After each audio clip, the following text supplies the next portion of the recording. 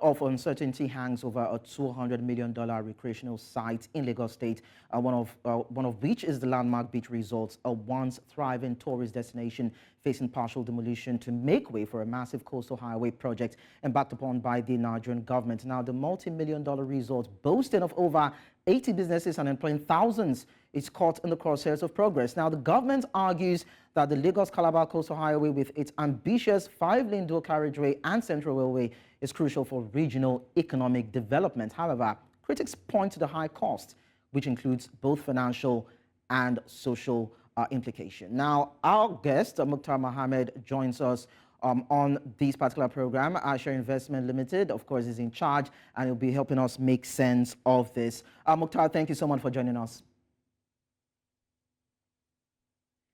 Can you please unmute your device? We can't hear you yet.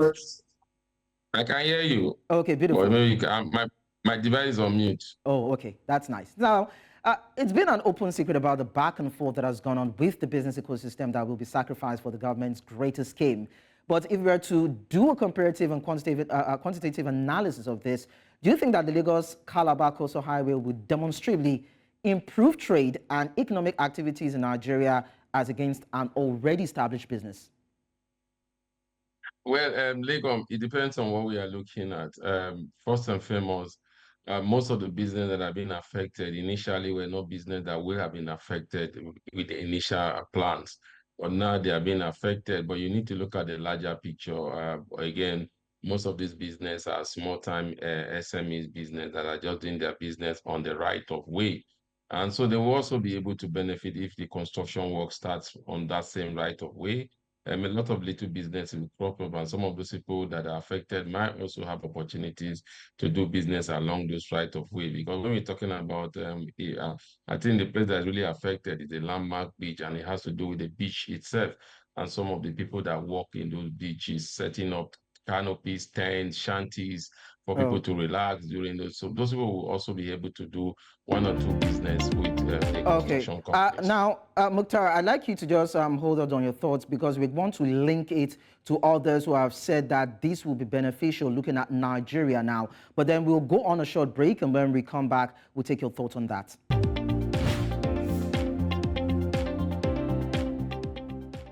You're watching Business Edge, and at this point, we've been looking at the Coastal Highway, a 15 trillion naira project that is meant to go across Lagos to Calabar, covering 9 states. And we have a $200 million business investment that probably might go under just to give way for this particular project to come on board. And we have been talking to Muktar Mohammed, who is the CEO of Asheer Investment Limited. And Muktar, earlier on, you talked about the various business along that coastal line, especially in Nigeria, that will definitely be affected by this particular project. But then we have a pro-government group that has come out to say that those affected are not up to 0.1% of the millions of Nigerians that will eventually enjoy this coastal road project when it is completed. So if we are going to do a juxtaposition of what is and what is not, those who benefit and those who will be losing on the side, do you think there's a parity? Do you think there's a balance? Do you think there's a justification? Look, there's not those that are pro-government, because they are not the one that have businesses there. Some people livelihood is depending on them.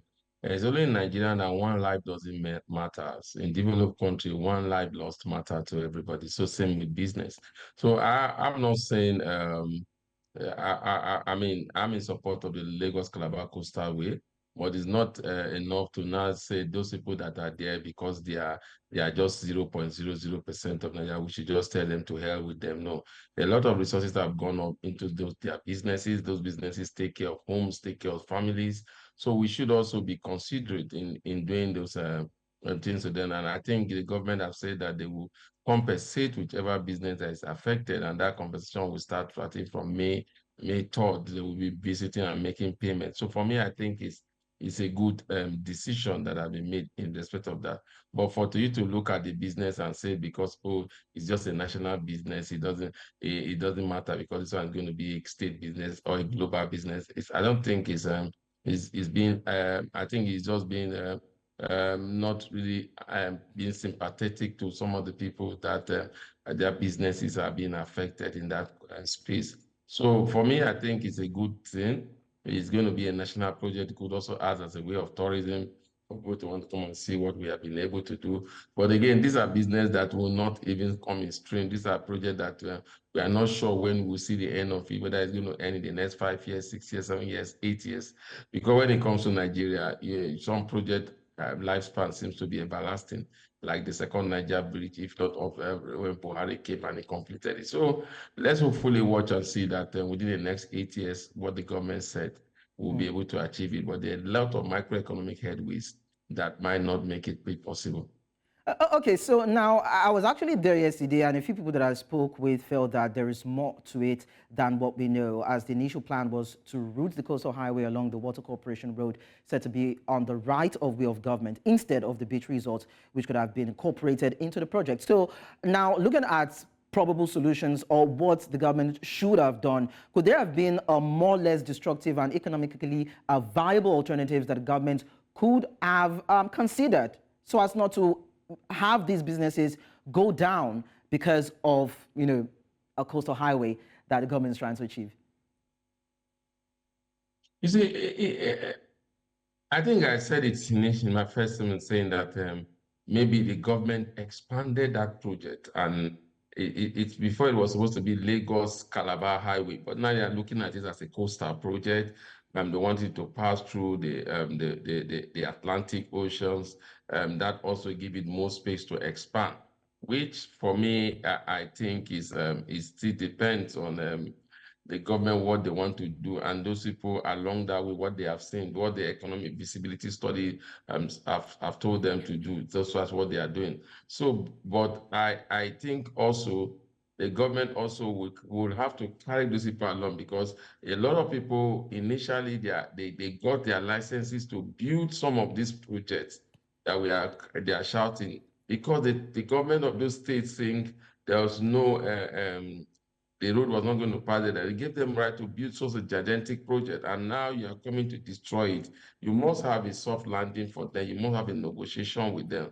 But another caveat to the whole issue is that one thing we don't know in Nigeria is that government owns everything that has to do with the waterways. The waterways do not belong to the federal government, and that is where the minister is saying that we have the right of way on any coastal land in Nigeria is owned by the government. So maybe the government also look at the challenge they will have in passing through water corporation, because it's not very a coastal land.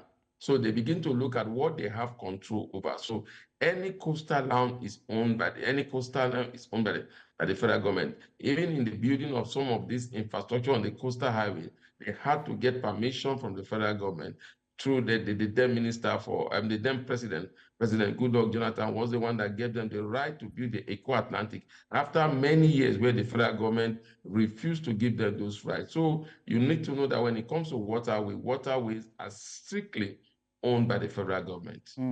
But then you probably might want to agree with me that what you own is not as important as what you own that benefits not only you, but people around you. Now, Muktar, we look at the Coastland project is not going to benefit just one people.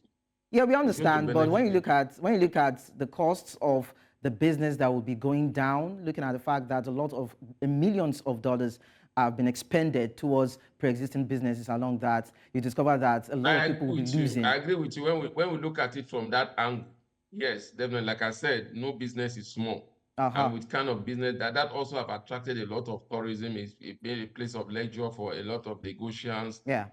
Again, but the federal government will tell you, like the minister keeps saying, that I am not bringing down the structure. I'm only destroying the shanties. But what the minister have failed to say, what the minister have not told us, is that what really makes that place what it is today is not the structure. There is the sand. I mean the waterway. Yes, it's the beach line where they are now destroying, because that's where people goes to relax. That's where they really make the money from. When they pay the ticket, people go there and sit down, stay in those shanties. It's not the buildings that have their structure on the landmass owned that they. And again, those buildings also, have patronage from people that comes to the beach. They are the one that patronize those business too. So those business also will be losing customers because a lot of people come that by virtue of coming to the beach, they will not patronize those people. So I totally agree with you that a lot of lives will be affected, which is not good. But then when you look at the larger picture, it's worth it. So let's look at the larger picture and scale it beyond, what it is right now. Now, both international and domestic investors are considering withdrawing their investments if this particular beach resort is demolished. But it's been argued that more investors will key into the coastal highway project, looking at the immense potential benefits. You've also talked about that.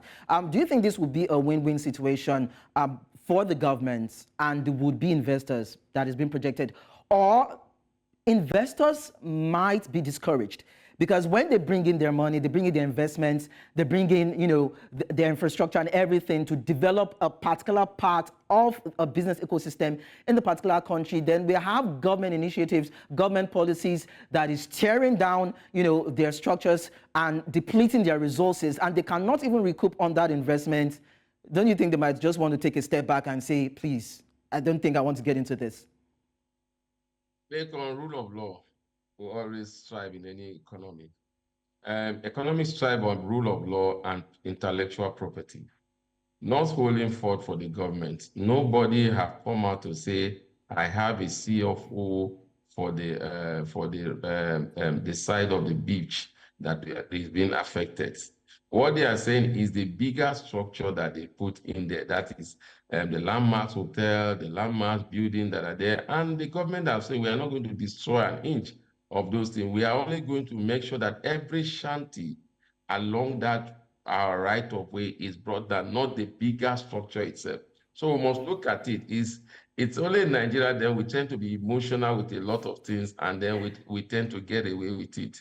There was never a time Lagos State government have not said that they gave them the right to own the water, the shoreline, because they are moving through the shoreline of the waterways. They are going to sandfill those areas, create those road network from there. They've not destroyed a larger landmark structure that we see there. They've not destroyed any major structure that is causing it. What they are looking at is the sand way, the waterway structure. So for me, yes, it could be another innovation for investors to begin to look at the coastal project and begin to look at it as a way of tourist attraction and begin to see how they can invest. It could also be a way that investors will not be satisfied and will get upset and they'll withdraw their money. Whichever way, it has to depend on the investor perception. Of course. I agree with you. Muktar Mohammed, CEO, Asheer Investment Limited, thank you so much for your time on the show. My pleasure.